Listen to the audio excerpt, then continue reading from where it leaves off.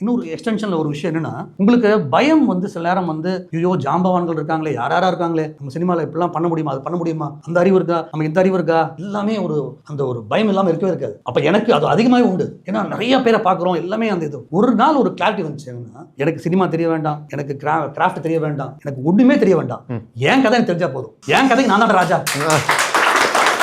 என் கதையிலேயே two's என்ன don'ts என்ன, என் கதைக்கு என் வேர்ல்டு என்ன, நான் என்ன நினைக்கிறேன் அதுல நிறைய நான் எழுது. என் கேரக்டர் என்ன பேசலாம், என்ன பேசக்கூடாது, அது எழுது. கிச்சுக்காக ஒருத்தமே என் கதை இதையா நான் சொல்லுவேன். எனக்கு சினிமா உங்களுக்கு எனக்கு லென்ஸ் வைக்க தெரியாது, ஆனா என் கதை எனக்கு தெரியும். அந்த கான்ஃபிடன்ஸ் வந்தா எவனதான் சமாளிக்கலாம். யாரும் இங்க வந்து உனக்கு குழப்ப வருவாங்க. என் கேரக்டர் பண்ணாது, என் கேரக்டர் பண்ணும், என் கேரக்டர் பேசாது, என் கேரக்டர் பேசும். அப்போ நீ டெவில்ஸ் அட்வொகேட்டா இருந்து அதுக்கு என்ன உழைப்ப போட்டியா முதல்ல அதை முடிவு பண்றதுக்கு. நீ சும்மா நான் எழுதுறேன்டா அப்படிதான்டா அப்படின்னு சும்மா எழுதுறது கிடையாது. அதுல எனஃபா போட்டால் உனக்கு ஒரு நாள் தோணும், இந்த உலகத்தை என்னை விட எவனும் சொல்ல முடியாது. இந்த கதை மட்டுமே எதுவுமே அந்த நம்பிக்கை வரும்போது நம்ம